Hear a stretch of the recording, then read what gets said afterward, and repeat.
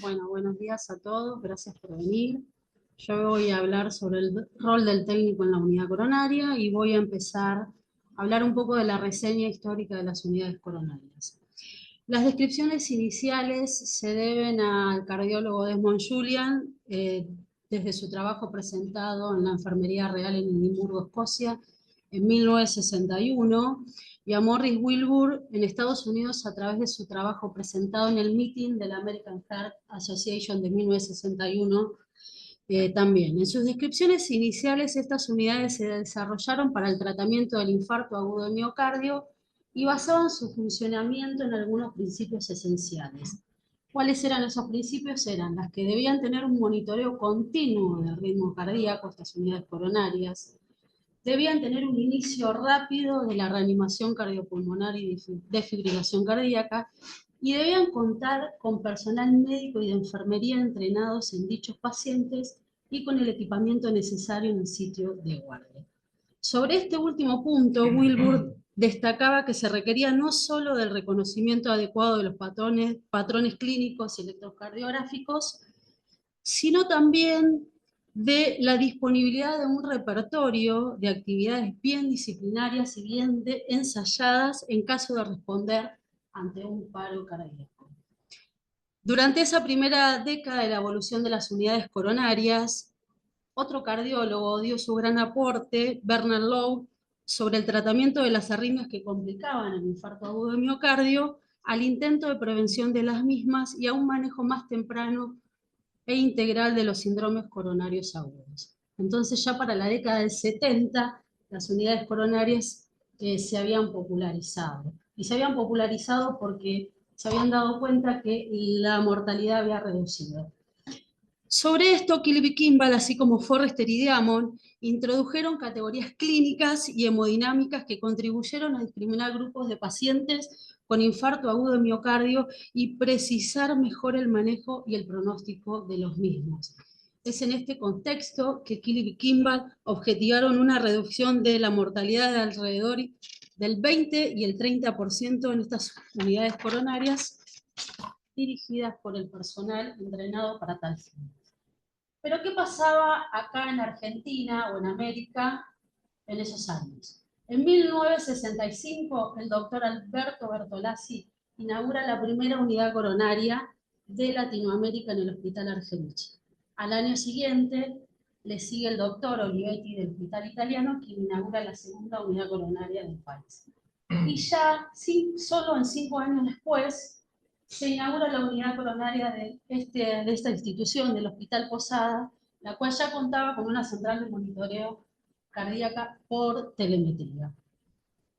Entonces, ¿qué es la unidad coronaria? Es un área especializada dentro de un hospital dedicada al tratamiento y cuidado de pacientes con enfermedades cardíacas agudas o críticas, la cual brinda atención médica de alta calidad y monitoreo constante a pacientes que requieren cuidados intensivos por afecciones cardíacas como infarto agudo de miocardio, insuficiencia cardíaca aguda, arritmias graves, shock cardiogénico o complicaciones relacionadas con procedimientos cardíacos invasivos. ¿Cuál es el objetivo principal entonces de las unidades coronarias? Como dijimos, la atención rápida, atención médica rápida y especializada, con lo cual es necesario contar con un equipo multidisciplinario de profesionales. ¿Qué equipamiento debe tener una unidad coronaria? Un electrocardiógrafo con 12 derivaciones, en lo posible para la realización de electros, sistema de monitoreo multiparamétrico continuo, sistema de monitoreo audiovisual de todos los pacientes, un ecocardiógrafo, un cardiofibrilador, marcapaso transitorio, equipo de ventilación mecánica, bombas de infusión, carro de paro y balón de contrapulsación. El equipo multidisciplinario que debe trabajar en una unidad coronaria debe contar con médicos cardiólogos especializados, enfermería capacitada en área crítica, cirujanos, psicólogos, kinesiólogos, nutricionistas, personal que colabora con estudios complementarios en forma regular, radiólogos, extraccionistas, personal de hemoterapia, interconsultores y técnicos en prácticas cardiológicas. ¿Y cómo surge el rol del técnico en prácticas cardiológicas en Argentina?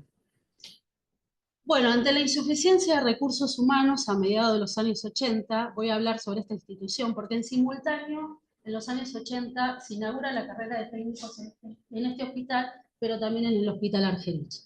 El Servicio de Cardiología del Hospital Posadas decide organizar cursos para egresados secundarios, capacitándolos en la realización y en la colaboración de las prácticas cardiológicas realizadas en las diferentes secciones, permitiendo una inserción esencial en el equipo de salud, optimizando así racionalmente al personal sanitario. ¿Cuál es el rol del técnico en prácticas cardiológicas?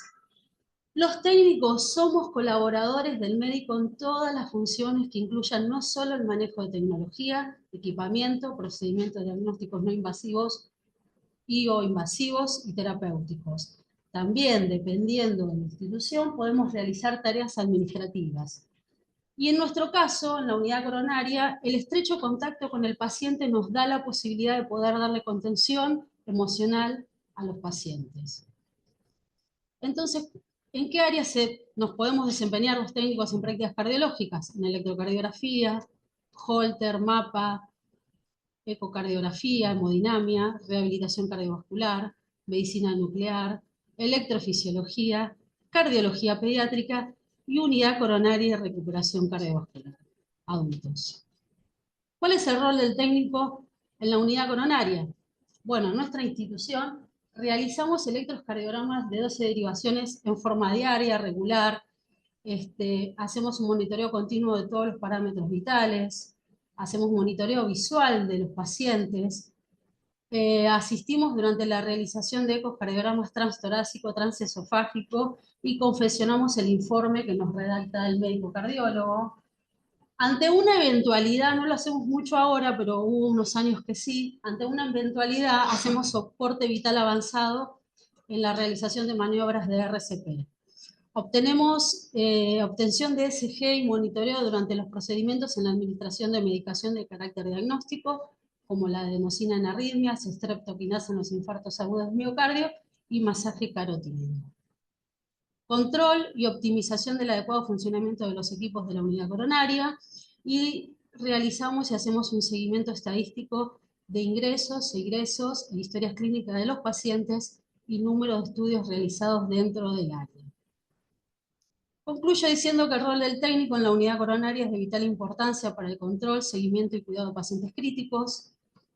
Requiere de adaptación flexible a distintos roles profesionales para un adecuado trabajo en equipo, y debemos tener capacitación continua en aspectos relacionados en avances tecnológicos que posibiliten una mayor optimización del monitoreo de todos los parámetros vitales. Muchas gracias.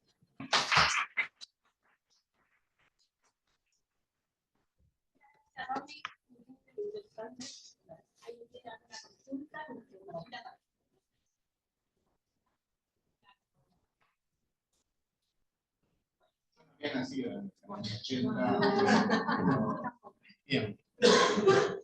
Bueno, ahora vamos a escuchar la charla que nos va a contar el profesor Carlos López, técnico de cardiología del Hospital Argerich, y él nos va a contar las últimas tecnologías en electrofisiología.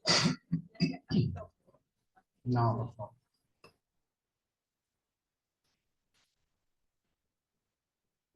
Vale.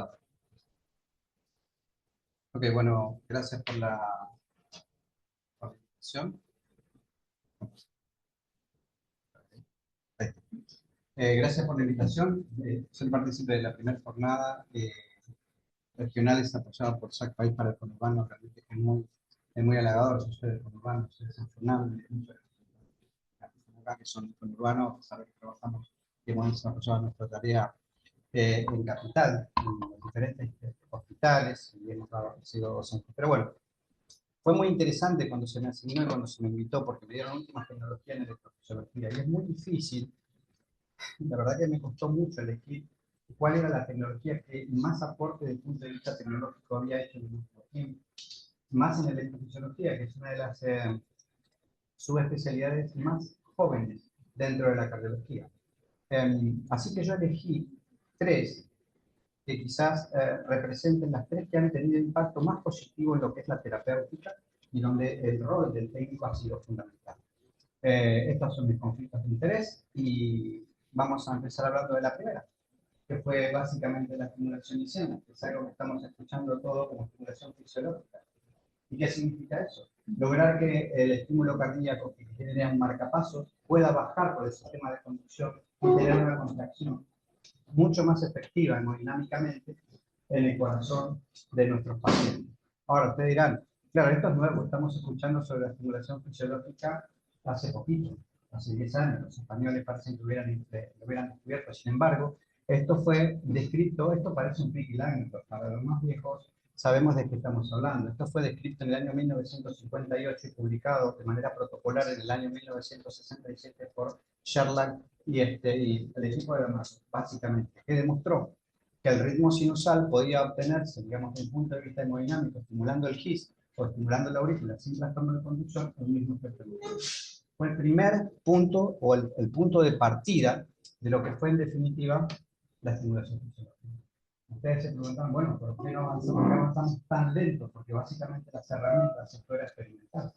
Se fuera con un animal puesto en una camilla anestesiado y con un catéter específico estimulando ahí. No se contaba con las herramientas. Se tardó bastante en encontrar el desarrollo del catéter. Y recién, ustedes me vieron chateando como si no me hubiera estado prestando atención, que estaba tratando de recordar que Fernando Tejada, un conocido nuestro, que también es especialista clínico de Medtronic, en el año antes de 89-90, estuvimos haciendo las primeras pruebas del Selective Cube en animales en el hospital Argelis. Así que de esa época y antes se empezó a probar un catéter específico para estimular el GIS. Se logró estimular el GIS, se obtuvieron resultados, pero la tasa de desplazamiento realmente era grande. Pero a medida que se iban tratando de solucionar esos problemas técnicos, empezaron a aparecer beneficios clínicos. Entre ellos que podía considerarse a la estimulación fisiológica como parte de la terapia de resincronización cardíaca. No era solamente estimular el se podían obtener resultados similares estimulando de otras regiones que capturaran el sistema de conducción y pudiera bajar el estímulo a través de esa autopista, que son las vías de conducción específicas, y desparramar su estímulo por lo que es el gesto. Que siempre yo lo comparo con la famosa guía. Esa guía que tenemos en el cerebro que es distinta en cada ser humano, y yo considero que el también lo es, en cada ser humano es como una huesa digital. No hay un pupil igual a otro. El catéter Selective pasó de bipolar a bipolar, pero que no introdujo el sistema de vainas. El sistema de vainas reformadas y propuso la inclusión del catéter de fijación común y silvestre, fijación activa común y silvestre. Posteriormente se consiguió resultados muy optimizados de estimulación fisiológica estimulando la rama izquierda, que es lo que actualmente estamos buscando. Esto empezó con diferentes foros de discusión y lo traje a colación porque estas discusiones las hemos tenido por suerte. ¿Y por qué lo muestro? Porque demuestra que los técnicos hemos participado en muchas discusiones posteriores a las decisiones de que se recomendaban determinadas guías o recomendaciones de organismos internacionales. En una conversación con un amigo de la casa, que es Sergio Pitts, y él decía que era prácticamente imposible estimular con un catéter de fijación común el sistema de conducción.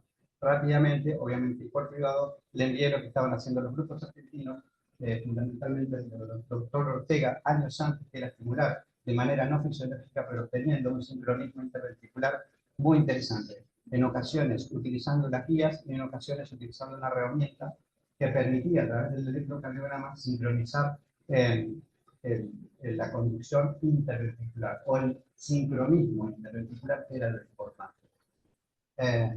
Estas fueron las herramientas. Hace apenas un año, toda esa discusión que llevó como 5 años terminó en las primeras guías que fueron las europeas, en las cuales no solamente daba el visto bueno a usar cualquier tipo de catéter, sino que a su vez decía que uno podía estimular cualquier parte del sistema de conducción siempre y cuando tuviera los resultados que beneficiaran al paciente. Que tenían que ver básicamente no solamente con el QRS, sino con el resultado hemodinámico. Esto es para hablar, digamos, largamente de una clase. El otro punto que me pareció muy interesante fue el punto de inflexión que fue el sueño de Michael Miroski, que el desfibrilador fuera el implante totalmente subcutáneo sin tener que usar un acceso endovascular. Esto empezó con Gus Bardi en el 94, Tony Capato, una de las personas que primero conocí con esta tecnología, pero el salto se dio cuando una empresa, que fue Boston, tomó la compañía y le aplicó parte de la tecnología, que fue básicamente mejorar la longevidad y mejorar el sistema de sensado. En simultáneo arrancaron los estudios clínicos que son los que sustentan que una tecnología sea creíble. En el medio de estos estudios clínicos había técnicos y enfermeros que fueron no solamente parte de los procedimientos, sino de la discusión de los resultados. Así que hubo obviamente muchas críticas al desfibrilador, como toda tecnología, la crítica de la falta de estimulación. Y el año pasado, este año mismo, se presentó el primer estudio clínico importante, en el cual demostraba que el desfibrilador subcutáneo podía convivir con un marcapasos sin cable, por lo tanto, la crítica a la falta de estimulación se había superado en un abrir y cerrar de ojos gracias a los ingenieros, que rápidamente respondieron a las necesidades clínicas o a las críticas o a los pedidos de los médicos. La otra crítica fue básicamente el tamaño del generador, que es un tema muy grande. Pero bueno, este año ya también se pusieron en seres humanos, no tengo el número, pero el año pasado se publicó el primer trabajo que apunta a que las próximas generaciones sean de un tamaño más reducido, porque lo que se está buscando con un doble coil, actualmente el sistema es de un solo coil para desfibrilar, que se pone para external izquierdo y choca contra la carcasa, descarga contra la carcasa. Al aumentar la superficie de circulación de la corriente, lo que sucede es una baja en la impedancia, y al bajar la impedancia, la circulación de la corriente se optimiza. Al optimizar la circulación de la corriente, obviamente se necesita menos. Es como si bajara la inflación. Como si ustedes ganaran 1.000.000 de pesos y de golpe de porrazo el alquiler en lugar de valer 900 vale 100. Es decir, que van a tener un ingreso optimizado, van a tener un valor optimizado. De eso se trata el avance de la tecnología. Probablemente dentro de un tiempito que lleva todo lo que es la investigación clínica, tengamos un dispositivo mucho más pequeño y que no toque para nada, digamos, ninguna estructura del corazón ni del mediastino. Todo por afuera y aparte tenga la posibilidad de realizar marcapasos de carga. La otra tecnología que elegí, la tercera, fue esta, el campo pulsado. ¿Y cómo nació el campo pulsado? También la conocí, porque cuando empezamos a hacer experimentos en el laboratorio de la Arcade, lo que hacíamos era fulguración, con un Hewlett Packard viejo utilizando un carreteruso. Dábamos una descarga de 5 o 10 joules dentro del corazón y se generaba lo que era la fulguración. Fue un método que se popularizó bastante en Brasil, en el laboratorio del doctor Sosa, pero el daño que generaba era importante, el barotrauma que generaba esa explosión endocavitaria era muy violenta. Pero claro, los bioingenieros dijeron, ¿qué pasa si sacamos el barotrauma? Si sacamos esa explosión de alguna manera, lo lograron, aplicando esos mismos pulsos de alto voltaje con duración más reducida, pero en cantidades más seguidas. Es decir, en lugar de tocar el timbre, y dejar el dedo pegado, lo hacen rapidito, para tratar de que se entienda la analogía de qué es el campo pulsado. Es una energía de alto choque, de alta descarga, de impulsos cortos, durante un tiempo determinado y predeterminado. Cada empresa tiene guardada en cajas de seguridad cuál es la duración de su pulso, porque obviamente no todos están teniendo el mismo resultado.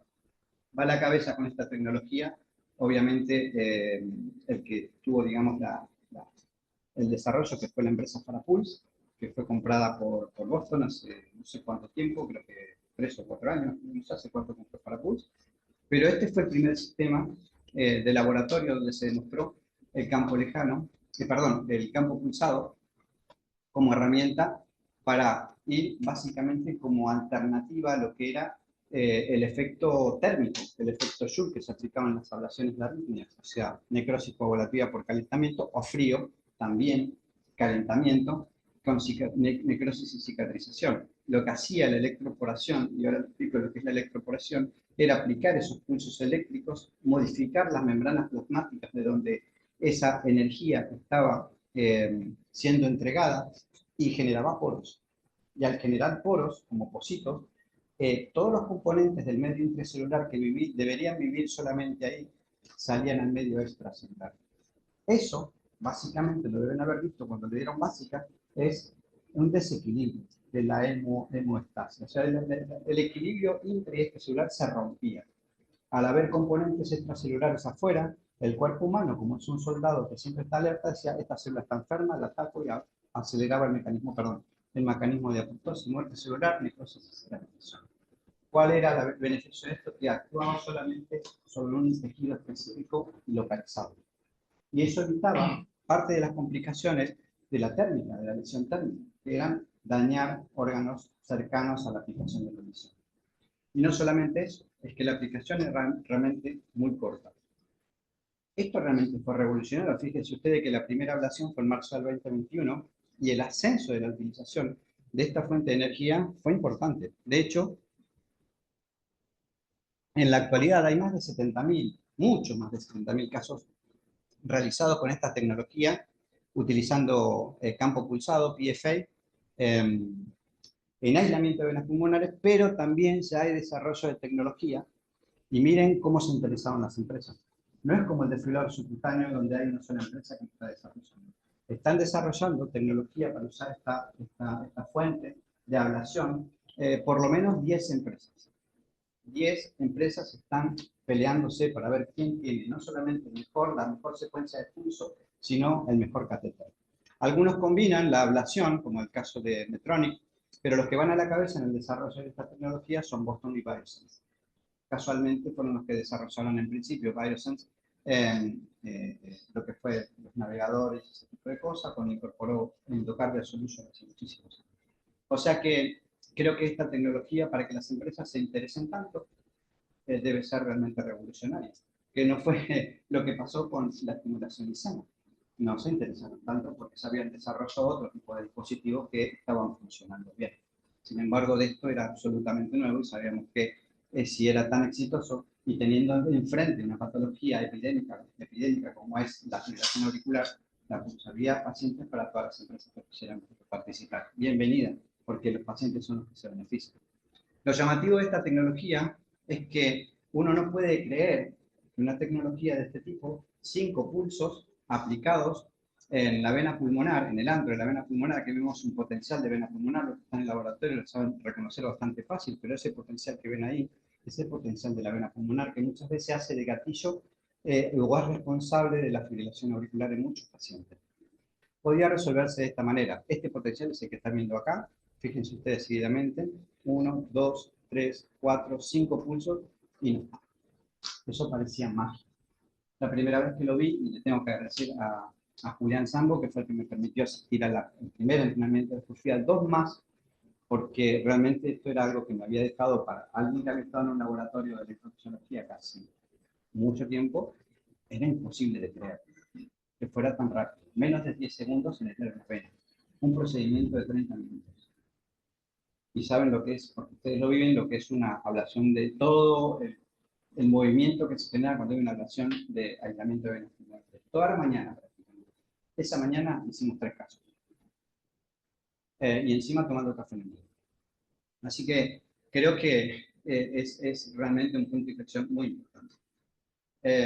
Ahora, claro, ¿cómo seguirán los aportes no solamente técnicos, sino tecnológicos? ¿Y por qué digo técnicos? Porque en lo que les voy a mostrar hay gente, y me incluyo, que está participando en la discusión de foros, porque la deuda, como lo dije, creo que aquí, el año pasado, o en la SAC, no sé dónde, la deuda es la pediatría.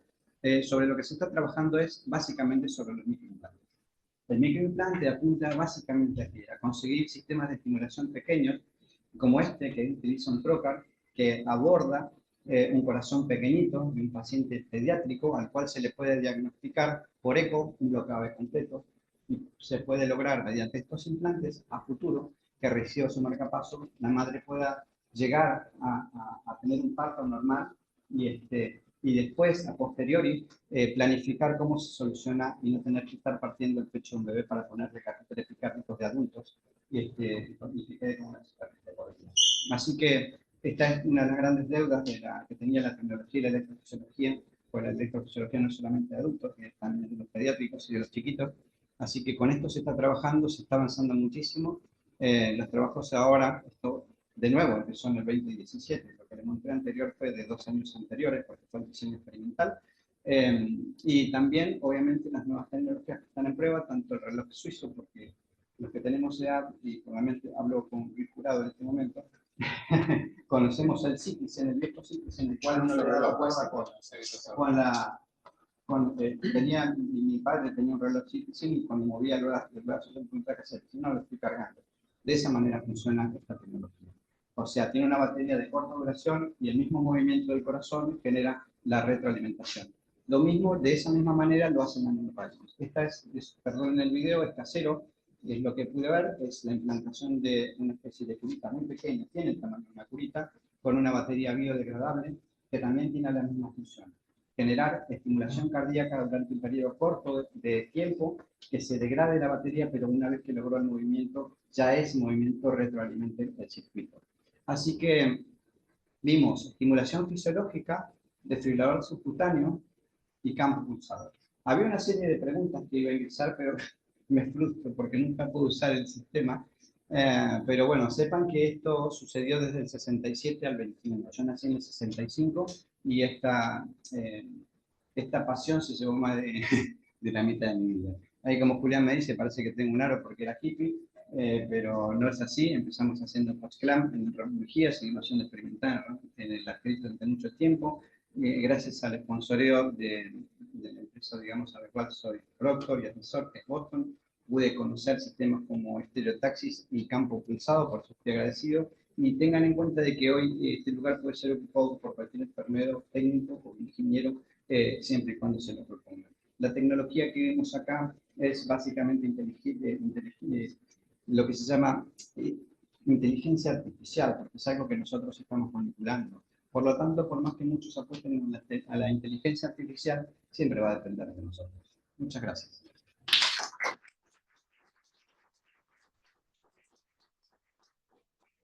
Charla, gracias, docente. ¿Alguien tiene una consulta, una pregunta para Carlita? Pregunto yo. ¿Cómo están logrando sincronizar el subcutáneo con el mic? Con el mic, Con sí. el mic de acá. En realidad se pone el modelo por abajo. Porque sé que ya, Sí, no, yo sé que hay trabajos que Sí. Boston tiene, sí. trabajo ya con Es un dispositivo y utiliza una doble comunicación. La comunicación con los marcapasos es radiofrecuencia, es la misma que utilizan los teléfonos celulares, es la misma que radiofrecuencia que se utiliza en los laboratorios para quemar, nada más que con una onda o con una frecuencia distinta. Pero la comunicación que tiene el subcutáneo con el Empower, así se llama el leaflet de Boston, es a través de ultrasonido. Del que detecta la arritmia es el desfibrilador subcutáneo. El que da la orden al marcapasos de que eso es una taquicardia ventricular es el desfibrilador subcutáneo. Y lo que hace el marcapasos es responder a la orden del desfibrilador. Lo hace mediante un sistema dual, exactamente, de comunicación. ¿Y a quién recomendarías poner un CDI subcutáneo? La población que más se beneficia del desfibrilador subcutáneo es la población joven. Y esto es más que nada porque los estudios más grandes y más importantes ya han demostrado de manera contundente que después de los primeros 10 años los sistemas endocavitarios empiezan a lesionarse. Pueden tener, entre otras cosas, hablando del sistema y no de lo que pueda ser una consecuencia de una infección. Y tener más de un cable ha demostrado también de que puede traer algún tipo de inconveniente a nivel de la válvula y aparte, supongamos que ese paciente tiene 30 años, va a tener por lo menos 4 o 5 recambios a lo largo de toda su vida. Si bien las baterías han mejorado, los desfibriladores están durando entre 10 y 15 años, estamos en otra etapa de los desfibriladores. El primer desfibrilador que pusimos en Argentina duró un año. Y hoy yo lo que veo es algo que me maravilla, es fantástico. Básicamente pacientes jóvenes, aquellos pacientes que no tienen accesos vasculares, y hoy en día en los Estados Unidos, en Europa, se le está poniendo a cualquier paciente por prevención primaria y que tenga antecedentes como comorbilidades asociadas, o sea, pacientes que tengan algún tipo de problemas de inmunidad y que tenga alto riesgo de poder infectarse. No es lo mismo una infección de un subcutáneo que pueda resolverse con antibiótico-terapia de manera ambulatoria que una infección de un endocavitario que es sinónimo de endocarditis y el alto riesgo que eso conlleva por estar asociado también a una tasa elevada de muerte. quiero hacer dos consultas. Una es, ¿qué vida útil tiene el simultáneo? Y en el caso de, si existen casos de extracción, Sí, y si es es muy fácil. Nosotros tuvimos 2 extracciones en la serie de registro técnico que llevamos adelante con algunos centros médicos, la gran mayoría, y hemos tenido por ahora 2 extracciones y han salido muy fácil. Es solamente tirar, sale muy fácilmente. No, y en cuanto al tema de la longevidad, yo la verdad que me enojé mucho porque soy aparte fan de toda esta tecnología que me apasiona. Escuché a un reconocido médico en un programa de televisión decir que el desfibrilador subcutáneo duraba 4 años. Yo me quería matar, porque eso no es verdad. O sea, evidentemente lo invitaron e improvisó. El desfibrilador subcutáneo en la actualidad tiene una vida media de 8 años. Y hay algunos dispositivos que han pasado los 8 años. Todavía no estamos en los médicos. Yo he tenido la oportunidad de preguntar a Technical Services por qué ese comportamiento todavía errático. No me lo han respondido todavía, pero seguramente lo están viendo, pero sí está probado que en promedio duran 8 años y no 4 como se dijo al principio, porque eso es una muy mala prensa para la tecnología. Es como decir que la estimulación fisiológica no es efectiva hemodinámicamente, eso es una falacia. O sea, cualquier compañía que tiene los sistemas de estimulación fisiológica, que son fundamentalmente las 3 que mostré, Medtronic, Boston y Biotronic, no ha aportado nada todavía en este campo, con estudios clínicos han demostrado que los beneficios están prácticamente al unísono para los 3. O sea que no hay un patrón que los diferencie uno de otro. Tengo una pregunta. Sí. No quiero hablar de costo, pero en costo, en relación al costo con el otro cardiodesfibrilador que tiene los cables. No, no es tan. Sale $1000 más caro que un cable con reciclo, que es el desfibrilador más caro del mercado. El desfibrilador más caro del mercado es el cardiodesfibrilador con reciclo. Sí. Y obviamente el hecho de tener, digamos, exclusividad desde el punto de vista comercial es algo que a mí no me compete, y es como dijo Bertolazzi en las reuniones científicas, el punto de la presencia y no de la economía. Porque si un paciente merece, no importa lo que vale. No. ya que sé. A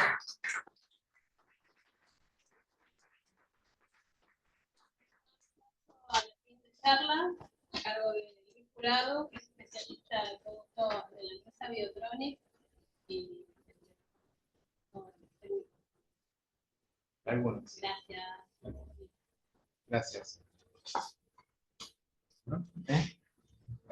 Sí, eso.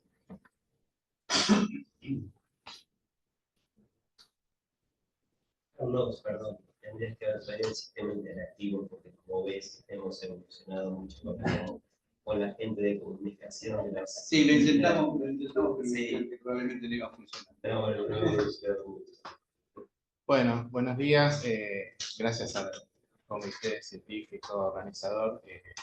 La verdad que para mí es un honor compartir un poco lo que hacemos día a día. Cuando me planteaban la charla, creo que pensamos casi igual como con Carlos, hablar de nuevas tecnologías, nuevos horizontes. Es muy amplio el tema, pero sin ninguna duda, cuando... ok.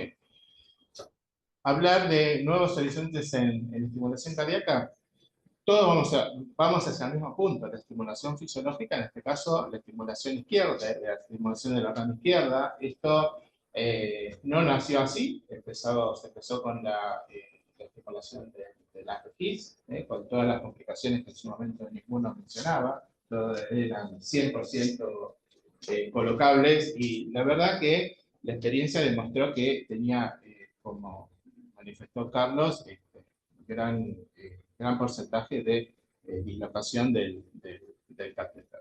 ¿Sí? Hablar de estimulación de la rama izquierda es simplemente hablar de la localización del electrodo, ¿sí? La interfase en un punto determinado del corazón, pero que no requiere de ninguna programación extra, no hace falta cambiar absolutamente ningún parámetro del dispositivo, sino que justamente digamos, el concepto está en el lugar donde está ubicado el catéter. Esto aplica para todas las líneas de dispositivos de estimulación cardíaca. Y fíjense que en los dibujitos, en estos esquemas, ya el catéter, que históricamente siempre se ha colocado en la punta del ventrículo derecho, hoy ya está en la zona del septum, ¿sí?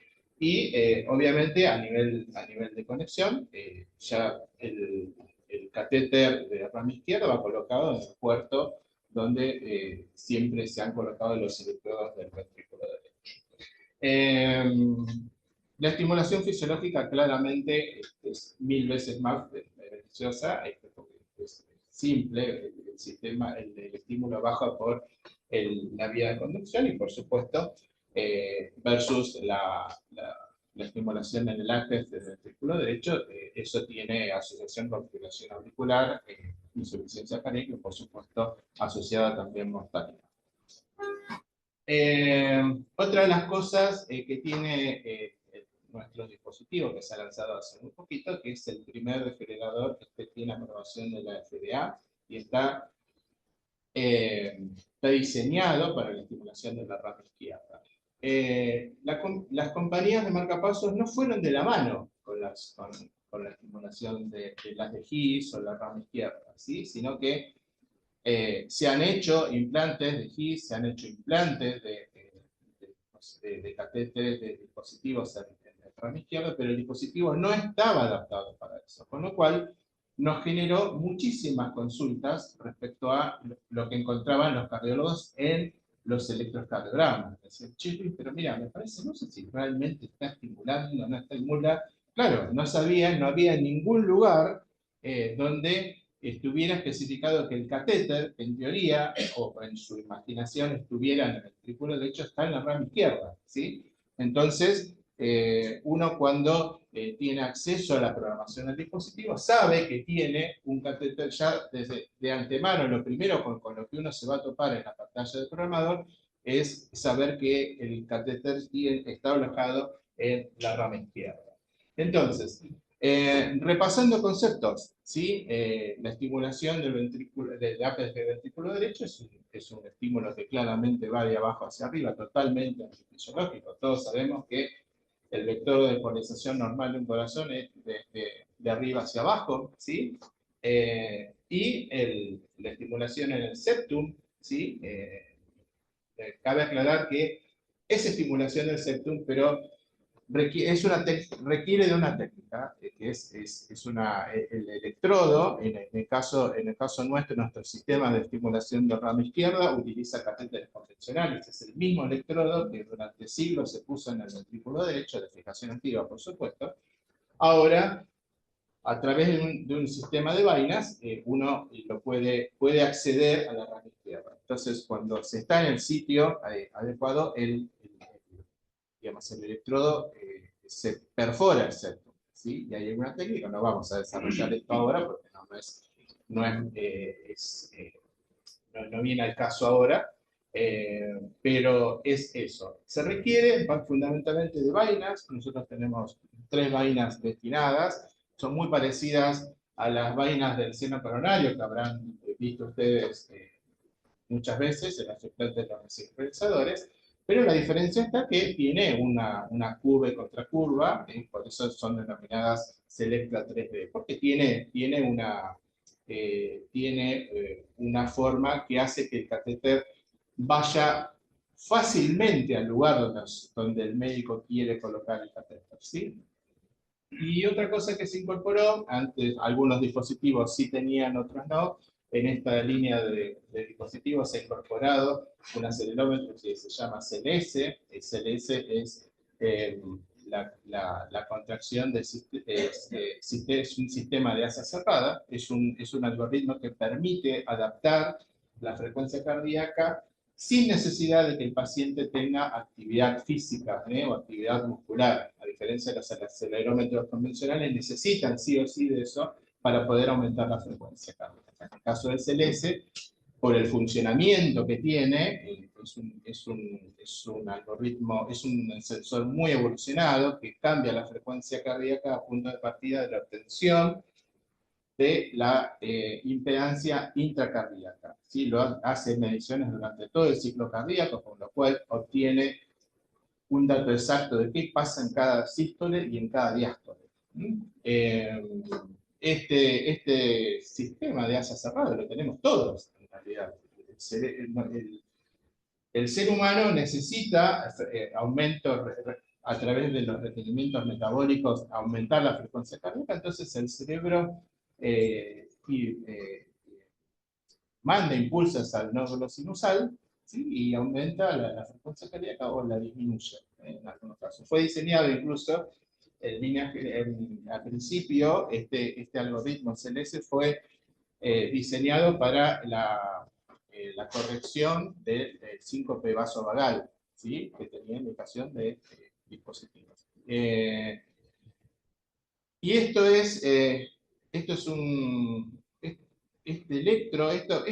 son los impulsos subumbrales, con lo cual el dispositivo obtiene el dato en cada sístole, en cada diástole, ¿sí? O sea que cuando uno habla de que se adapta al latido, nos referimos a esto. Este es un electrocardiograma sin filtros, donde se pueden ver estos impulsos subumbrales. Y muchas veces, mucha gente me pregunta, sí, pero pará, cae sobre la nota. No, son voltajes extremadamente bajos de muy corta duración, 10 microsegundos. Imposible que desencadene alguna arritmia, generando el fenómeno de RAS-LPT, por supuesto. ¿Sí? También lo han incorporado a los cambios de modo, porque muchas veces un paciente con fibrilación auricular, que el dispositivo toma la decisión de autoprogramarse en un modo diferente, de un modo sincronizado a un modo desincronizado, que es el DDI. Muchos de esos pacientes tienen insuficiencia cronotrópica, con lo cual se le ha agregado a los cambios de modo automático el sensor del CLS. Y respecto a las arritmias, también este dispositivo tiene la posibilidad de corregir algunas arritmias, las arritmias auriculares. Como todos saben, las arritmias auriculares tienen incidencia sobre accidentes cerebrovasculares, insuficiencia cardíaca, por supuesto, menor calidad de vida producto de esto, ¿sí? Está copiado del algoritmo de los desfibriladores. Los desfibriladores de quien hacen seguimiento, pero ustedes tienen muchas experiencias en esto. Esta famosa sigla ATP, que es antitaquicardia pacing. Ese modelo fue copiado para este marcapasos con la intención de revertir arritmias auriculares, ¿sí? Lo hace obviamente por sobreestimulación, revirtiendo en líneas generales debería de cortar la arritmia, y la verdad que no tenemos experiencia, esto fue lanzado hace muy poquitito, así que siempre digo, no me gusta hablar de cosas que no tengo experiencia, pero bueno, nobleza obliga, ¿sí? Entonces me pareció interesante compartirlo con ustedes. El ATP, por supuesto, el ATP tiene que sí o sí ocupar el espacio excitable con la finalidad de cortar la arritmia, y por supuesto que como todas las arritmias, para poder ser cortadas con sobreestimulación, tienen que tener un circuito macrorreentrante. No es el caso de la fibrilación auricular, que son múltiples focos, imposible revertir una arritmia de esa característica con sobreestimulación. Entonces, una de las cosas que tiene que chequear para el dispositivo, para que el ATP realmente sea exitoso, es que el electrodo obviamente tiene que estar en posición, ¿sí? O sea, ¿cuántos dispositivos a diario, cuántos DDD que controlan ustedes encuentran que el catéter auricular no está en la cámara adecuada, o está caído o está en cualquier otro lado, ¿sí? Eso es muy importante. O sea, que tiene que estar bien ubicado para que el ATP sea exitoso. ¿De qué manera lo hace? Tiene toda una serie de menciones ya programados a diario, y en el caso de la detección de una arritmia lo va a hacer una nueva comprobación y de manera inmediata, ¿sí? A través de sumando la impedancia de estimulación y tiempo de obstrucción, estimulando la aurícula y censando el ventrículo, ¿sí? Dadas esas condiciones, el ATP lo va a poner, lo va a ejecutar, ¿sí? Y otra de las cosas que se agregó, digamos, para que el dispositivo haga un correcto diagnóstico respecto a la ubicación del electrodo auricular, le agregó un registro de campo lejano. Este registro de campo lejano también es copiado de los desfibriladores, ¿sí? Los desfibriladores tienen un registro de campo lejano que lo produce, lo fabrica, lo triangula desde la bobina hacia la carcasa, generando un símil de D2, que en el caso de nuestros dispositivos tienen un 95% de proximidad a un D2, ¿sí? En este caso, lo hace entre el anillo del catéter y la carcasa del dispositivo. Y aquí ven este tercer canal de far field, o sea, reasegurando esta lectura que aporta el canal auricular. Entonces, los ATPs se pueden programar hasta 2 ATP, y esto también es muy similar, igual, exactamente igual que el desfibrilador, ¿sí? Y otra cosa que tiene interesante, ya veníamos con un algoritmo en el momento que lo insertaron nos pareció una genialidad que, como todos saben, los dispositivos son razonables. No sé, no creo que haya alguna compañía, Charlie, ayúdame, que tenga todavía esa transición de razonables, ya son todos razonables. Biotronics había desarrollado un algoritmo que se llama AutoDetect, que permitía habilitar una ventana de 14 días, y en esos 14 días el paciente podía someterse a una resonancia magnética, dadas las características también del dispositivo 1.5, 3.0 Tesla, sin intervención de alguno de los técnicos, ¿sí? Ya el dispositivo del momento del implante tiene otro algoritmo, se llama MRI 24/7, ya no necesita ni siquiera la intervención de absolutamente ninguno de nosotros, o cualquiera de ustedes que tengan un programador en el hospital, ¿sí? ¿Cómo se va a manejar esto? Bueno, es un tema, ¿sí? Porque todavía estamos peleando con AutoDetect. Yo no me quiero imaginar ahora cómo convencer a los centros diagnósticos que no hay que hacer absolutamente nada, ¿sí? Es más, nos dan instrucciones a nosotros de cómo, porque yo leí en un compendio, bla, bla, bla. Bueno, nada, creo que nos resta una gran acción de educación, fundamentalmente con los centros diagnósticos, que no son muchos, ya lo hemos evaluado eso. Así que para poder transmitirle cómo funciona un dispositivo y con la seguridad que se puede hacer un paciente una resonancia magnética portador de alguno de estos dispositivos. Entonces, esto sin ninguna duda, desde el momento del implante que esté habilitado, acelera tiempos. La mayoría de todas las compañías, una de las cosas que no solamente investigan en cuanto a, se invierte mucho dinero en investigación, en algoritmos, etcétera, etcétera, sino que optimizar los flujos de trabajo, ¿sí? O sea, esto es muy importante. La sobrepoblación de pacientes en los hospitales es enorme. Cada vez el médico está avasallado, ustedes también como técnicos, cada vez hay más pacientes, más consultas, y el tiempo es vital, ¿sí? Creo que esto es una genialidad, ¿sí? Y por otro lado, Biotronics tiene ya 24 años de una tecnología que es la del monitoreo remoto, ¿sí? No solamente que digamos, mejoramos, optimizamos el flujo de trabajo en este caso con la resonancia, sino que se pueden obtener datos, ¿sí? Datos, y antes esto se ha mejorado muchísimo. El monitoreo remoto solamente era unidireccional, ¿sí? Solamente el médico recibía información de algún evento o lo que fuese que alertase el dispositivo, sino que ahora la telemetría es bidireccional, o sea, desde la página del monitoreo remoto, el médico o el grupo cardiológico puede tener acceso con el paciente, ¿sí? Envía un mensaje, hace falta de un elemento que tiene, que se llama CardioMessage, que es prácticamente un teléfono más chiquito que un teléfono, y permite hacer un chequeo a distancia, y ese chequeo se llama Quick Check, demora 15 minutos. En 15 minutos el médico o el grupo cardiológico puede tener el dato de absolutamente todo lo que ustedes harían en el momento de la consulta. ¿Sí? Otra cosa agregada que tiene este dispositivo es el Early Check.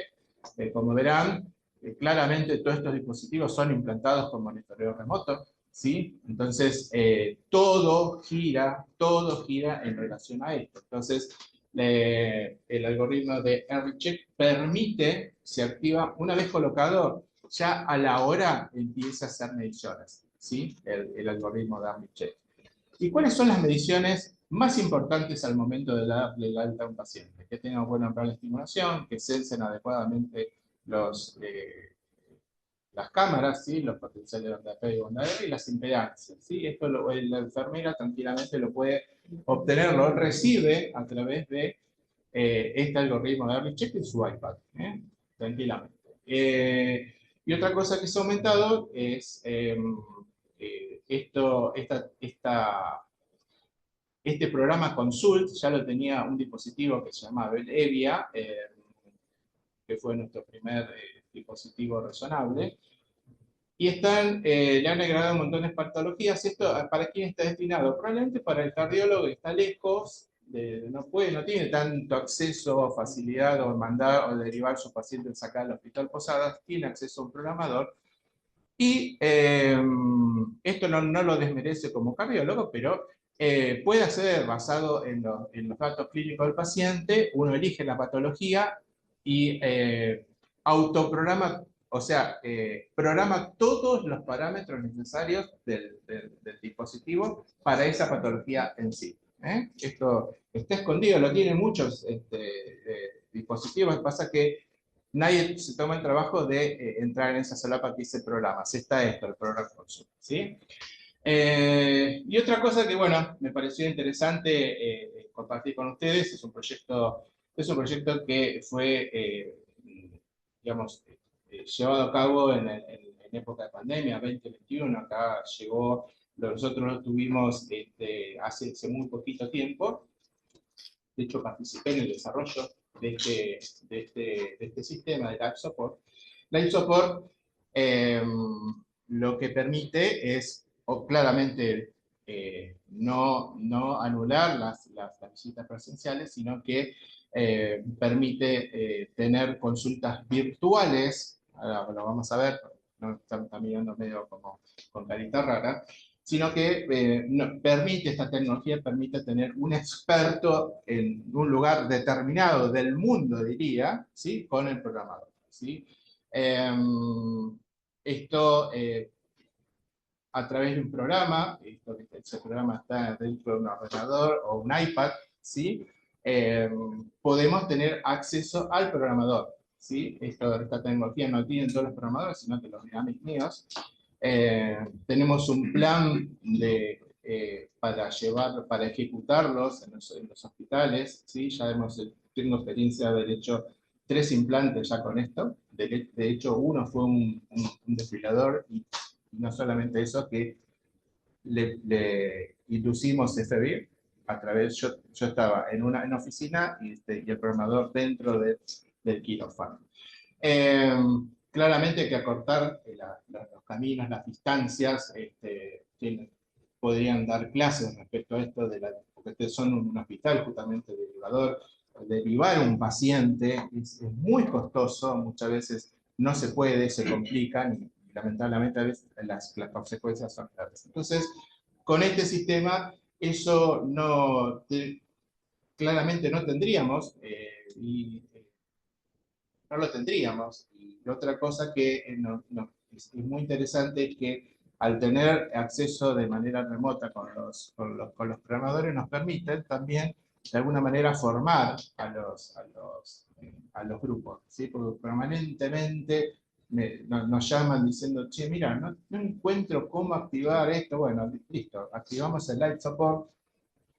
Te puedo sugerir, hay 2 maneras. Yo puedo sugerirle al médico dónde apretar, qué solapa ingresar, qué abrir, qué no abrir, o tener el control absoluto del programador, ¿sí? Entonces, Esto es un poco el esquema de conexión, un programador que se conecta a través del programa. Nunca me hubiera imaginado haber terminado con esta forma de muñequito, pero es la verdad, y yo creo que los otros días hablábamos con Carlos de cómo ha evolucionado toda la tecnología, y a veces se piensa de que probablemente con tanto avance tecnológico, la inteligencia artificial, eso nos va a suprimir. No, para nada.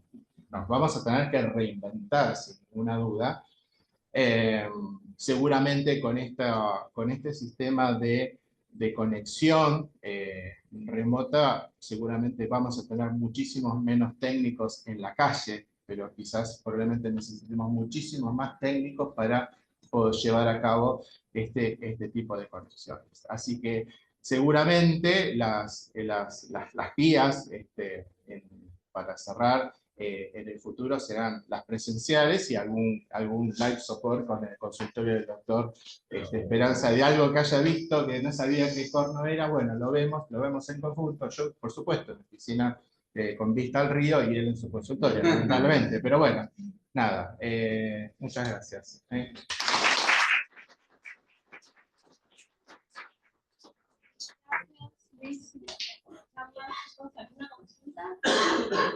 Luis, sensor CLS, disponibilidad, el modelo. El modelo, bueno, lo tiene las gamas más altas, digamos, Sí. ¿no? Este equipo es el Ambia y el Solvia Rise. Pero todos las líneas de Dora tienen CLS. Anteriores también. Anteriores también. Esos Sí. sensores son Sí. sensores. Sí, tenemos un sensor de tiro, que es el sensor de volumen minuto respiratorio. Estos son los sensores fisiológicos. Fisiológicos son los fisiológicos. Fisiológicos, ¿por qué? El sistema nervioso central, como dijo bien Luis, lo que hace es detectar la necesidad por demanda metabólica, digamos, del aumento de la frecuencia cardíaca. Entonces, libera, hace una descarga de luz. Eso es lo que hace que el corazón no solamente, más allá de que está latiendo a 20 latidos por minuto, por efecto adrenérgico, se contraiga vigorosamente. Es eso lo que detecta el cardiólogo. Más allá de que esté a 20 por latidos por minuto, el corazón va a latir vigorosamente por el efecto simpático. ¿Sí? Independientemente de eso. En el caso del volumen minuto respiratorio, yo puedo estar a 20 latidos por minuto y levantando bolsas, y no estoy caminando, no estoy haciendo un gran ejercicio, pero ¿qué es lo que acompaña a la frecuencia cardíaca? Básicamente la respiración. Yo puedo estar haciendo un ejercicio isométrico sentado en la silla, porque es lo que me indicó mi kinesiólogo, y mi respiración va a aumentar, pero si mi frecuencia cardíaca no detecta que hay movimiento brusco, no va a acelerarse, que eso serían los sensores mecánicos o tecnológicos, pero al detectar un aumento de la frecuencia cardíaca, va a aumentar, respiratoria, va a aumentar la frecuencia cardíaca. Los dos funcionan de la misma manera, utilizando impedancia transtorácica del generador a la carcasa, de la carcasa a la punta cardíaca. En el caso del síncope, es útil, porque muy útil, de hecho Carlos Mauricio es uno de los que más trabajaba en eso, porque justamente uno de los marcadores previos al síncope neurocardiogénico es la descarga simpática violenta. Entonces, cuando el marcapasos sensa esa descarga violenta, automáticamente compensa con frecuencia cardíaca lo que viene, porque a toda descarga violenta viene una respuesta lenta. Y esa respuesta lenta, a veces se genera una bradicardia extrema, síncope, mareo, malestar general. Pero si se detecta previamente, el marcapasos compensa con frecuencia cardíaca, y tenemos por lo menos 4 pacientes del hospital que ni se dan cuenta. Y antes se desmayaban. Vivían desmayándose. Y en su gran mayoría eran pacientes jóvenes. Eran una locura. Eso marcapasos, por eso en ese momento no había otra cosa, y le cambiaron la calidad de vida. Luis, ¿qué hacemos? Tenemos accidentes. ¿Qué hacemos con viene todo hoy apto para resonancia magnética, con los recambios, catéteres, que no son aptos? Qué buena pregunta. Qué buena pregunta. Los presidentes, más que todo. Qué buena pregunta. ¿Cómo te respondo? ¿Como representante de una compañía o como profesional de la intermedio? intermedio? Que nos sirva a nosotros. Claramente las compañías si el sistema no es totalmente apto para resonancia, se contraindica el estudio, ¿sí? A ver, pero la realidad es otra, ¿sí? O sea, imaginémonos, a ver, que un paciente tenga determinada patología y a ver, que un estudio como una resonancia magnética determine si, ¿qué le hago? ¿Lo opero, vive o se muere? Sin saber qué es lo que tiene, ¿sí? Entonces, un poco la historia, nosotros podemos hablar un poco de historia. Cuando empezó todo esto, el pionero fue Medtronic, ¿sí? En materia de dispositivos resonables. Tuvo algún problema casi inmediatamente con algunos catéteres, ¿sí? Y bueno, agarraron de su stock, analizaron, ellos lo tienen catalogados por números los catéteres, 38, 50 paneles, y se dieron cuenta que podía ser sometido a una resonancia. Con lo cual, creo que un poco en este sentido te contesto la pregunta, ¿sí? Todos nosotros hemos hecho infinidades de resonancias magnéticas. Se han metido en resonador magnético seguramente pacientes con catéteres no aptos para resonancia, o al menos rotulados como aptos para resonancia. Son dos cosas completamente distintas, la verdad. No hemos tenido ninguna dificultad. Pero es un tema, es una pregunta muy interesante. Porque el tema en realidad a veces pasa por los centros, donde hacen las resonancias, que no te lo quieren aceptar, si te catetean, o sea, no tienen la autorización del médico, Sí, que muchas veces tampoco el médico es el compromiso. ¿No? Te hago otra pregunta, ¿los AMBI y los SONIA son 24/7? Sí. Y eso como lo comprobamos. O sea, estaría bueno por ahí. Bueno, Bueno, no lo mostré porque tenía poco tiempo. Lo que tiene ingresado, lo que tiene dentro del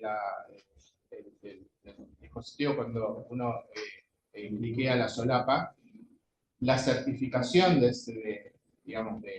que permite al paciente meterse dentro del resonador tiene otro formato. Ahora tiene formato A4, ese formato A4 determina que el dispositivo es apto, digamos, para resonancia y que tiene estas características, que no necesita la intervención de ninguno de ustedes y lleva, claro, hay que sacarlo del dispositivo. Pero en este caso, ese certificado lleva el lugar donde se implantó y lleva la firma del cardiólogo, ¿sí? Que autoriza hacerse el estudio sin ninguna programación previa. Ahora el tema es que lo acepten. La gente legal viene a complicar la vida, lo mismo que la de calidad, porque los productos son buenos. Nos ha pasado con los que son, por ejemplo, que puedes programarlo a 14 días, tenemos que hacer una nota de que está, a la foto paciente, le saca la foto de la pantalla, además de llevar el papel médico que dice que no necesita porque cuando entra va a detectar el campo magnético, se va. Está perfecto, pero a pesar de eso recibo llamados. No, si no está el técnico, no, pero o sea, a ver, y esto está bueno, ¿cómo terminó la pregunta de Ricardo? ¿No? El centro médico le carga una responsabilidad al técnico médica que no la tiene, no somos médicos. No somos médicos, y muchas veces la contraindicación incluso viene de un técnico. Digo, entonces cuando sucede eso, digo, a ver, dame con el jefe del servicio, el médico a cargo del área de resonancia. Entonces, portamos por lo sano en ese sentido. Y también hemos logrado, digamos, hacer de que conozcan los dispositivos, cómo funcionan, que son extremadamente seguros, se puede hacer una resonancia perfectamente. Así que... Eso es lo que es muy importante. Yo creo que hay ahí un avance. Antes cuando empezábamos, los tipos decían no. Hoy sí, y bueno, habrá que seguir avanzando en esto. Yo creo que es un tema de educación. Yo creo que es un poco tarea nuestra como asesores, porque ustedes fíjense que seguramente van ahora al resonador magnético y en la puerta está unos capazos, todo tachado. Y creo que en algún momento esa transición va a ocurrir, como todo en la vida. O sea, sí. cartelito que en lugar de dirá pet friend dirá MPet friend. El sistema de monitoreo se llama, en Boston se llama HARCONET, es fantástico, es realmente fantástico, fundamentalmente para regiones remotas. En regiones remotas se ha solucionado más el problema, nosotros lo tenemos en ensayo, fundamentalmente pensado para las regiones remotas, porque no se puede privar a un usuario donde no hay por ahí un electroregistro a mano, lo tiene a 300 kilómetros de una solución que a veces requiere resolución rápida. ¿Sí? Así que eso es muy bonito y el trabajo que va a ser básicamente y en presenciado, en muchos países, en algunos casos, pero todo lo que hay en tecnología para tecnología es enorme, enorme. Muchas gracias por todo, muchas gracias. Un caso que tuvimos acá en el hospital de un sarcoma primario en la aurícula izquierda, junto a la doctora Janina Zapaglione, acá acompañando. Se trata de una paciente femenina de unos 66 años de edad, con factores de riesgo de hipertensa, sedentaria, lipémica. También había tenido una cardiopatía isquémica con una angioplastia en la coronaria derecha en el 2021 y en ese contexto había hecho un episodio de parada cardíaca. También tenía una FA de alta respuesta ventricular, que venía en tratamiento con amiodarona, y colocación de un marcapasos de bebé por enfermedades no. En los segmentos que se había hecho posterior, en otros centros se había hecho una ecografía, un ecocardio, que había mostrado una masa auricular izquierda de unos 24 por unos 38 milímetros. En ese primer momento lo interpretaron posiblemente como un trombo versus un mixoma, y le iniciaron anticoagulación con ácido fumarato. Eso fue en julio del año pasado. A nuestro centro concurre en septiembre, por un cuadro de un mes de evolución, de una clase funcional 1-2, en las últimas 72 horas se había evolucionado a clase funcional 4. ¿Sí? Cuando llega, en lo que eran los vitales, estaba en hipertensa con una sistólica de 150, una diastólica de 90, el resto de los parámetros estaban dentro de los normales. Al examen físico presentaba palidez, cianosis central, leve deshidratación cutánea mucosa. A lo que era el examen cardiológico tenía un soplo sistólico, 3 sectos, principalmente un poco mitral que no irradiaba, una insuficiencia yugular y signos de sobrecarga como crepitantes bilaterales y edemas 3 sectos, 3 cruces. Se hace un laboratorio que muestra un ProBNP elevado, troponinas negativas y un RIN de 1,8, teniendo en cuenta que la paciente tenía anticoagulada con el ácido fumarato. ¿Sí? Se inician diuréticos de ASA para hacer balance negativo, y se le hace un ecocontrol, que lo que se ve es, en la aurícula izquierda, una masa que ocupa casi la totalidad de la cavidad, que parece tener un pedículo de implantación en la cara lateral de la aurícula, y que genera, por compresión, una estenosis o una pseudoestenosis de la válvula tricuspidia, y además termina generando una insuficiencia mitral. El informe nos dice que la masa ocupaba unos 63 por 45 milímetros, es decir, que había crecido mucho con respecto a unos meses previos, que era el primero. Ocupa el 90% de la aurícula con ese pedículo de implantación en la pared lateral, generando esa pseudoestenosis moderada de la mitral y una insuficiencia tricuspidia moderada con una presión pulmonar de 59.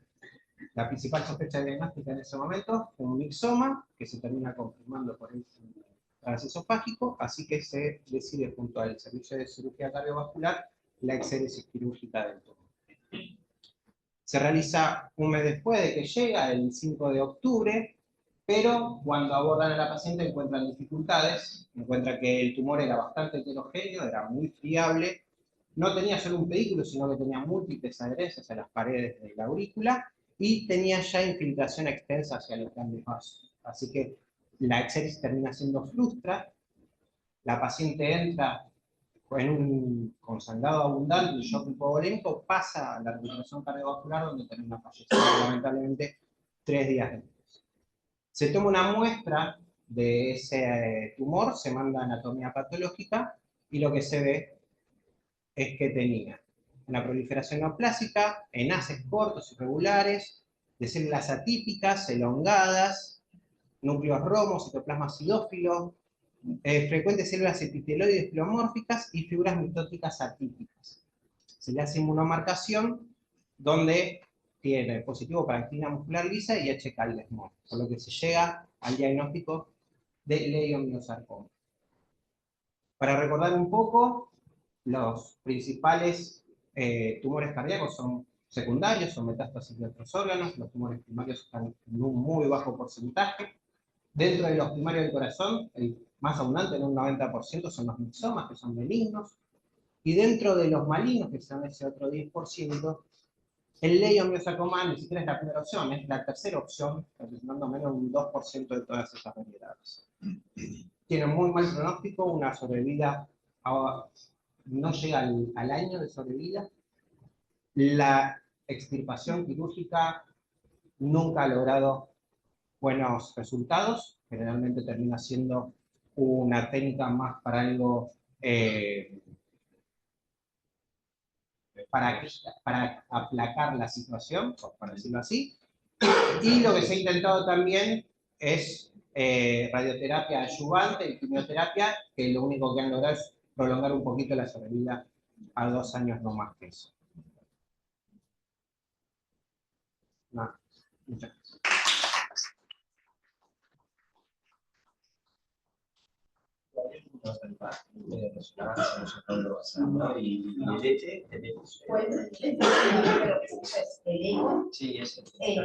Claro. Después las imágenes del transopático eran prácticamente similar, y con eso, tanto servicio de ecocambio con cirugía decidieron el mixoma. De hecho, justo lo hablamos con Flavio, dentro del mixoma uno tiene casi 8 tipos de diferentes morfologías, y algunos tienen más, son más heterogéneos, más calcificación, más sangrado. Entonces, esa morfología, si bien no era por ahí lo más típico, llamaba la atención el pedido de inflamación, que no es el sitio más frecuente, pero bueno, por la morfología y todo, hacía pensar en un mixoma. La realidad es que cuando se abrió, bueno, se encontró que invadía grandes vasos. Quizás retrospectivamente pensarlo, ya el hecho de que el pedido de implantación no era lo más típico, que haya crecido tan rápido en poco tiempo, yo creo que nos hace pensar en que por ahí no era algo benigno, y la resonancia tomografía hubiese estado buena para ver la animación de los vasos, quizás con una imagen más avanzada uno lo podría haber visto. Pero bueno, como decía Flavio, de todas maneras, el pronóstico maligno... Resolución no tiene, básicamente. Hay otra forma de diagnóstico aparte de la imagen, que es la toma de biopsia transectal. Exacto, pero el resultado hubiese terminado siendo... Sí, quizás se ahorraba el proceso de pasar por la cirugía, pero no. Sí, de hecho lo interesante de este caso es que cuando hacen una revisión bibliográfica a nivel mundial solo hay reportados en el momento 22 casos. Es muy poco frecuente, también es poco lo que es. Por ahí acá la disponibilidad es mínima, pero por ahí cuando tenemos tumores no se podría acá. Lo primero, imágenes había una imagen del pedículo, por ahí nos hubiera ayudado a caracterizar la lesión, a ver qué tipo de lesión era, y por ahí orientarnos un poquito más en el diagnóstico y no someter a la paciente que por ahí hubiera estado 6 meses más o un año más con la familia, intentar radioterapia o algo más paliativo y no algo. Y así viene la primera opción en pero por ahí si teníamos la sospecha de algo más. Sí, una imagen, una toma, o una cardiorresonancia. Sí, para ver los grandes vasos que estaban invadidos. Hubiéramos visto el pedículo, los contrastes.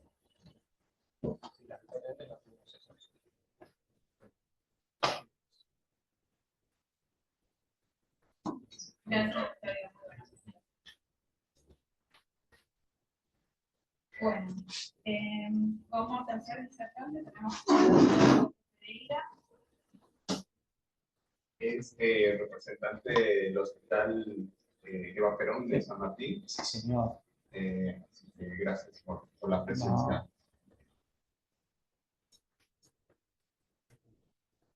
No. Muchas gracias por la invitación, gracias también por la posibilidad de participar.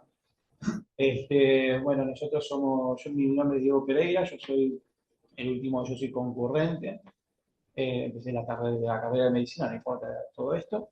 Y tenemos nuestra compañera que es Carla Materán, que también fue el participante de esto, que cuando hablamos de insuficiencia cardíaca derecha en María de Dul, y empezamos a charlar, yo quisiera poner ya la primera diapositiva que me dice el doctor Migliore, que es el jefe de servicio.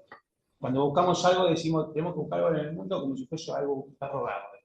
Eso me quedó claro y me quedó grabado, porque cuando empezamos a pensar que si todo es tan sencillo, y a veces dice, bueno, mira, ahora empezás a buscar otras cosas porque seguro vas a poder encontrar, pero tenés que saber qué estás buscando.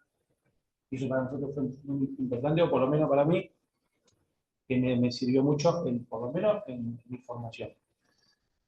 Bueno, es un caso clínico, una paciente femenina, 73 años de edad, un antecedente de factores de riesgo cardiovascular, hipertensión, sobrepeso, sedentario y de edad, que tenía antecedentes coronarios, tenía un ya en el 2021 con una colocación de stent en la segunda anterior, entre otros antecedentes. Tuvo un cáncer de mama, hacía 17 años previos, que había hecho una mastectomía y que había hecho radioterapia. Actualmente estaba libre de enfermedad y tenía asociado una anemia crónica. Ella consulta aproximadamente por 6 meses de evolución, donde empieza con disnea, clase funcional 2-3, apnea, aumento del diámetro de los miembros inferiores, aumento del perímetro abdominal y disminución del ritmo diurético. En ese principio pensábamos todo está relacionado con insuficiencia cardíaca anticipa, ¿no? Le hicimos un electrocardiograma, todo paciente, como sabemos los chicos, todos nosotros hacemos el electrocardiograma, es un ritmo sinusal, con una frecuencia de 80 aproximadamente, un eje de 90, tiene un bloqueo de rama izquierda ahí, derecho, y un trastorno de repolarización inferior. No había muchos hallazgos raros, ni sospechosos. Hicimos un laboratorio de ingreso. Este laboratorio lo que marcaba muy importante es que tenía un hematocrito y hemoglobina, como ya sabíamos que tenía una anemia crónica, que tenía un toquecito de la función renal, y que después del resto de las cosas, el reumatograma nos dio todo negativo, pensando en que podía haber algo más sospechoso por la parte reumatológica. Hicimos un ecocardiograma, el ecocardiograma, por supuesto, de las vistas convencionales, el eje paraesternal izquierdo, la función diastólica, la función sistólica. Y acá lo más sospechoso es que todas las cavidades de derecha ya estaba un poquitito dilatado, lo que podemos ver, ¿no? Ventrículo derecho, ventrículo derecha. Estaba todo un poquitito más sospechoso, con una IT severa en relación a esto. Entonces, en el informe nos muestra que lo más importante, que tenía un ventrículo izquierdo con función sistólica que estaba conservada, pero con un flujo sistólico disminuido. Y lo más importante es que entre todo lo que es todo derecho, tenía una aurícula derecha severa con el ventrículo derecho, tenía la función sistólica disminuida, de grado severísimo, una IT muy severa, y que la pared libre del ventrículo derecho tenía aproximadamente 2.8 milímetros. Y la vena cava, por supuesto, dilatada con un flujo reverso de la vena suprahepática.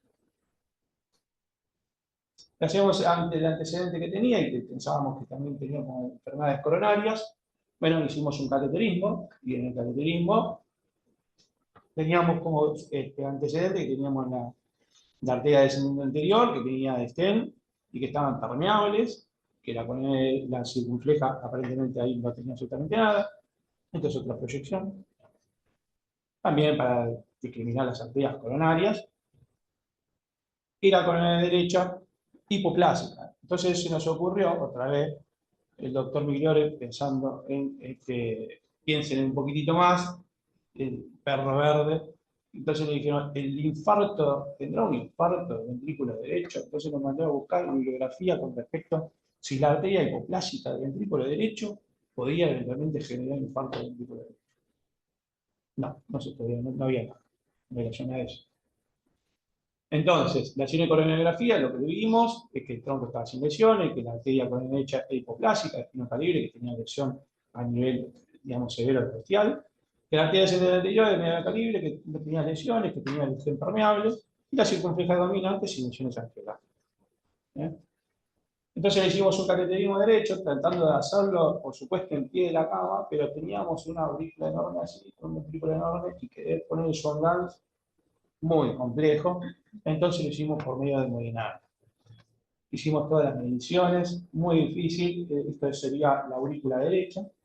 Eran muy similares las presiones, por lo cual pareciera como que esa IT que tenía formaba como un tubo todo solamente en presión. Es decir, no había diferencia de gradiente. Que no tenía la arteria pulmonar, que no tenía presión, y que era una huella dentro de la normal. Hicimos otros estudios pensando en que, bueno, esta paciente tenía el ventrículo derecho dilatado, lo que primero pensamos es que no tendrá un TEP, no tendrá otro trombonismo pulmonar, bueno, sí. Lo pensamos y dijimos, bueno, vamos a hacerlo. Hicimos angiografía pulmonar, la tomografía, el protocolo de TEP, absolutamente nada. Hicimos la angiografía pulmonar en nuestro servicio, no tuvimos que tener imágenes con respecto a esto, porque fue muy complejo esto. Y no, tampoco tenía ni siquiera lesiones y tenía trombos ni embolia subsegmentales y mentales. Entonces, el doctor me dice, bueno, sigamos pensando, y algo más falta. Bueno, pidamos una resonancia magnética. Le pedimos una resonancia magnética con adolinio, y lo más importante de esto es que nos informa que tenía la función normal del ventrículo izquierdo, que los volúmenes del ventrículo izquierdo en relación al ventrículo derecho estaban disminuidos, que lo más importante es que en la secuencia del reverse tardío, que no había evidencia de hiperintensidad focal compatible con fibrosis ni con necrosis. También eso nos validaba un poco en relación al diagnóstico diferencial. Y que la relación de ventrículo derecho y ventrículo izquierdo, por supuesto, en relación a esto. Ahí ponía un poquitito de disección tendal y hipertensión pulmonar. Bueno, ya le habíamos hecho lo que habíamos hecho, y naturalmente que no. Entonces el doctor Miguel dice, todavía sigamos pensando, y si pensamos en algo raro, si escuchamos como el perro verde ese que arrancamos de tener, y entonces dijimos, bueno, veamos el ventrículo derecho, a ver cuánto mide ese ventrículo derecho. Y la pared del ventrículo derecho no medía 2 milímetros. Esos 2 milímetros empezamos a pensar qué asociaciones podemos tener en relación a algo que eventualmente pudo haber generado esto. Por supuesto lo pensamos como después ya lo veremos. Hicimos un tratamiento de insuficiencia cardíaca, la verdad que anduvo parcialmente normal, mejorando, y que ha mejorado significativamente o parcialmente con un pulso levocimendal. La verdad que ha mejorado y lo pudimos externar a la señora, empezó a ser y tuvimos buena evolución con respecto a eso. Pero, por supuesto, a veces pensamos que esto es una anomalía, está relacionado con esto, y la verdad que como conclusión de esto, de la anomalía, es una miocardiopatía muy poco frecuente, es un perro verde por algún lado anda, que tiene características de ventrículo derecho dilatado y las paredes delgadas, que se hace un diagnóstico diferencial con la displasia rimogénica del ventrículo derecho, dijimos que eventualmente no tiene implante de tejido adiposo, y que eventualmente tiene ausencia o disminución de miocardio, que podría ser secundaria en alteración de desarrollo embrionario, y que la presencia de apoptosis masiva del miocardio ventricular derecho, claramente, con la disminución de la pared, que se manifiesta generalmente con insuficiencia cardíaca, que el diagnóstico se hace con ecografía y con resonancia magnética, que no existe un tratamiento ideal, lamentablemente, y que la respuesta del tratamiento médico es muy pobre, y que hay casos aislados que quirúrgicamente, en relación al trasplante, pero funcionan muy mal. El pronóstico sigue siendo malo y de alta mortalidad. La paciente nos ingresa a los 6 meses aproximadamente después del alta, y más o menos en junio del 2023 entra por insuficiencia cardíaca y fallece. Entonces, el caso clínico, nos preguntamos, ¿la señora tiene la anomalía de Uhl o fenotípicamente tiene la anomalía de Uhl? Entonces ahí nos hicimos una pregunta, si tuvo la anomalía de Uhl, ¿cuándo comienza la anomalía de la alteración de la apoptosis? Tenemos que preguntar, y sí, el doctor nos hace pensar demasiado. Y si es una alteración de desarrollo embrionario, ¿cuándo pudo haber sido? ¿Por qué llegó hasta los 73 años, eventualmente, con eventualmente una anomalía de Uhl? Entonces, en el recordatorio lo que quise poner es que en el momento, si sabemos lo que buscamos, probablemente tratemos de encontrar lo que buscamos. a nosotros este caso realmente fue algo muy interesante y buscando, creemos que funcionó y que el diagnóstico fue medio preciso en relación a él. Muchas gracias.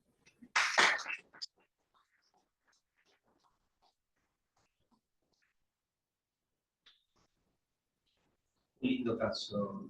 Difícil puedo preguntar. ¿Hicieron autopsia? No lo pusimos, no, después del juicio. Creo que igual, el doctor dice, no, que lo quiera casi necesario. Y bueno, pero por eso ha sido una necropsia, algo para ahí un punto más cercano. Hay una coronariografía. Sí. Se ve la colateralidad que pegaba el derecho. Yo no veo ninguna colateralidad. Porque la derecha es muy hipoplásica. Es hipoplásica. No tiene colateralidad de la izquierda. No, exactamente. Ahora, el infarto, es cierto que tampoco viste que no estaba el infarto. ¿Por qué? Porque hicimos la resonancia y la resonancia no tenía ni necrosis ni tenía absolutamente nada. Ni siquiera fibrosa. Entonces la resonancia confirmaba que eventualmente no había isquemia, no había necrosis y que no había alteraciones tiroides. Entonces, lamentablemente nos hizo pensar demasiado. Que nada por inhibición. No sabemos muy exactamente, pero por supuesto en la evolución la paciente por supuesto sí, el tema es la causa. No, sí. Y el tema es cuánto. Como nos infarta. ¿No? Sí, pero no tenemos ni siquiera fibrosis. La resonancia fue pura y exclusivamente pensando en que se infartó el ventrículo derecho. Sí. No.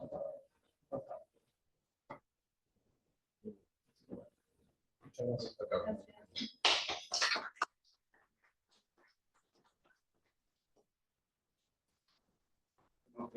Como última expositora, tenemos a la doctora María Urbano, presidente del Hospital Malvinas. La presencia. Bueno, buenos días. Mi nombre es María Urbano, soy presidente del segundo año del Hospital Juan Domingo Perón, en Madrid, Argentina, el Polo Sanitario. Bueno, y el día de hoy, para cerrar este sitio, les traigo un caso de una paciente que tiene una neuropatía por estrés, que es un síndrome de Takotsu. Bien. Bueno, se trata de una paciente femenina de 53 años con factor de riesgo cardiovascular que no presenta, antecedentes cardiovasculares no conocidos y entre otros antecedentes, la paciente en el año 2013 tuvo un CA de mama de bajo grado, motivo por el cual en el año 2014 inició tratamiento con quimioterapia y se hizo cuadrantectomía y vaciamiento ganglionar. En el año 2015 se practicó una anexosterectomía. Ese mismo año tuvo tuberculosis y aparte tiene anemia crónica y enfermedad diverticular. Otro antecedente era que en el año 2023 tuvo un diagnóstico reciente de un nódulo en el pulmón derecho y un nódulo tiroideo. Entre su medicación habitual venía tomando tamoxifeno desde el año 2014 hasta la actualidad, precisamente en el año 2023. Entre los estudios previos con los cuales llegó la paciente venía con un PET que se había realizado ese mismo año, donde se evidencian esos dos nódulos, uno a nivel pulmonar y uno a nivel tiroideo, y ese nódulo pulmonar tiene moderada actividad metabólica y el nódulo a nivel tiroideo tiene hipermetabolismo.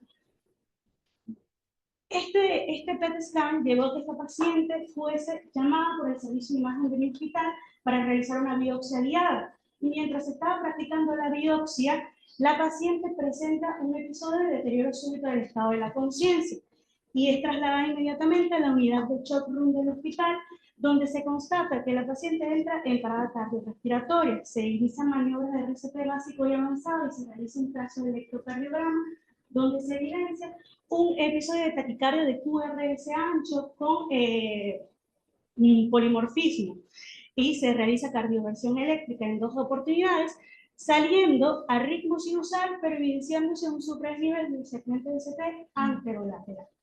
Ellos, su protocolo de entrada es realizar análisis de laboratorio mientras van haciendo todo, donde lo que se puede observar en el laboratorio positivo es un hematocrito de 25 y un potasio de 2.9. Nos llaman, nos piden la interconsulta a nosotros y nosotros al ver ese electro trasladamos inmediatamente a la paciente a la unidad coronaria como un síndrome coronario agudo con elevación de CT.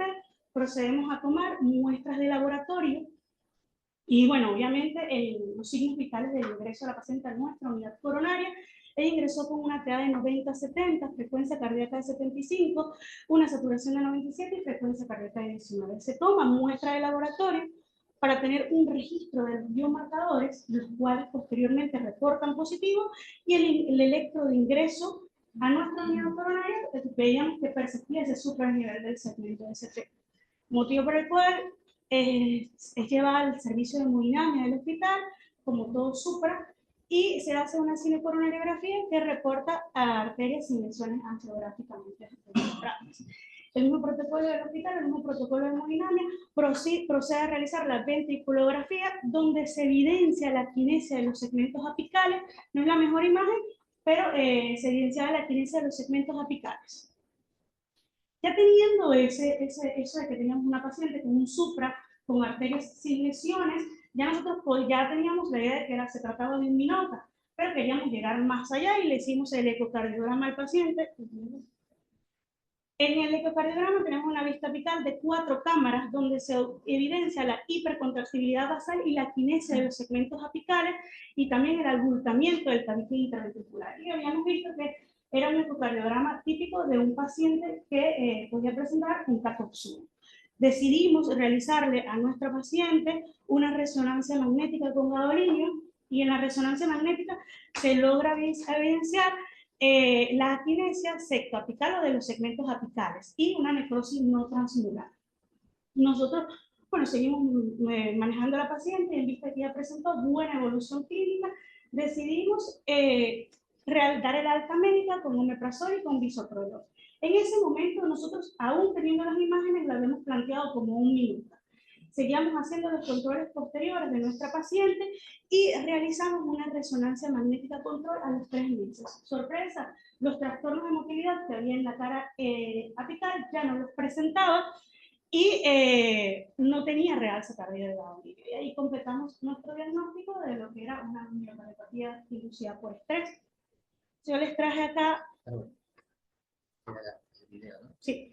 Y bueno, repetíamos el ecocardiograma y ese movimiento característico que tenía en el ecocardiograma inicial que logramos hacer en el ingreso de la paciente ya no lo estaba presentando.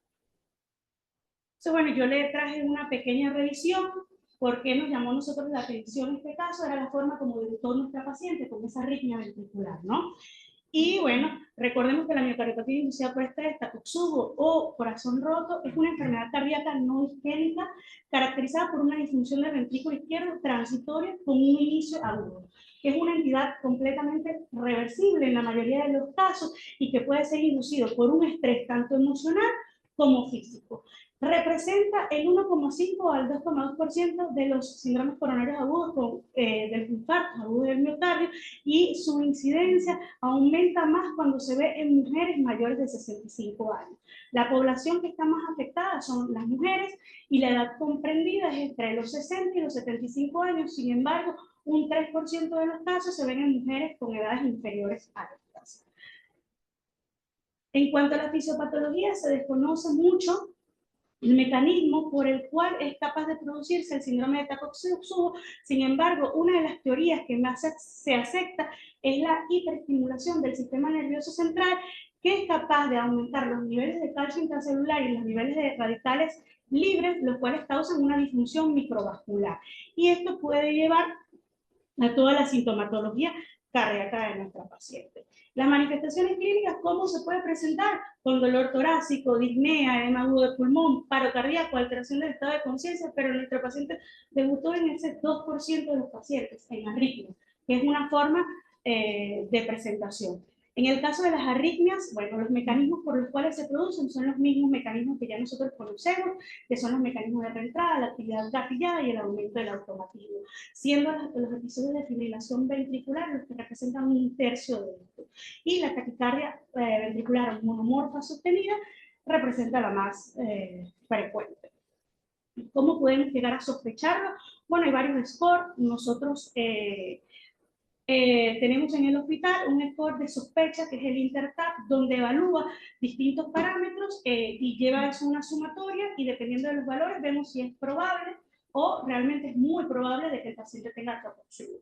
Los criterios diagnósticos, bueno, los utilizados son los del año 2008 de la Clínica de Mayo, donde básicamente nos hablan de los trastornos de motilidad, la ausencia de la enfermedad coronaria y las alteraciones electrocardiográficas con el aumento de las troponinas y ausencia de cualquier miocardiopatía producida también por el aumento secundario de las catecolaminas, como lo son las feocromocitomas y las miocarditis. El diagnóstico, bueno, igual que en una fase aguda, donde vamos a tener supraesnivel del segmento de ST, la fase subaguda, que la empezamos a ver a las 12 horas, y una fase de recuperación que la podemos empezar a ver desde la primera semana en adelante. En cuanto al diagnóstico, bueno, siempre los biomarcadores importantes, la cinecoronariografía para evidenciar que no hay lesión en arterias coronarias, la ventriculografía, el ecocardiograma para ver la motilidad que adquiere ese ventrículo izquierdo, y obviamente la resonancia magnética para hacer diagnóstico diferencial con infarto agudo del miocardio y miocarditis. El tratamiento, bueno, no está instaurado como tal, sin embargo, algunas guías sin nivel de evidencia recomiendan el uso del beta-bloqueante y en pacientes que estén hemodinámicamente estables. Y en los pacientes que estén hemodinámicamente inestables, tratarlo como toda inestabilidad se trata. Ahora, con nuestra paciente se presentaba la duda, una paciente que nos visitó con una arritmia ventricular, si debía o no debía ponerse el CDI, en vista de que ella sale de las guías. No es una paciente que comúnmente esté. Sin embargo, el equipo de mi hospital decidió unirse con el equipo de oncología para ver si esta paciente era candidata o no, y nosotros decidimos implantarla, pero fue la misma paciente quien rechazó la terapia. Y bueno, muchas gracias.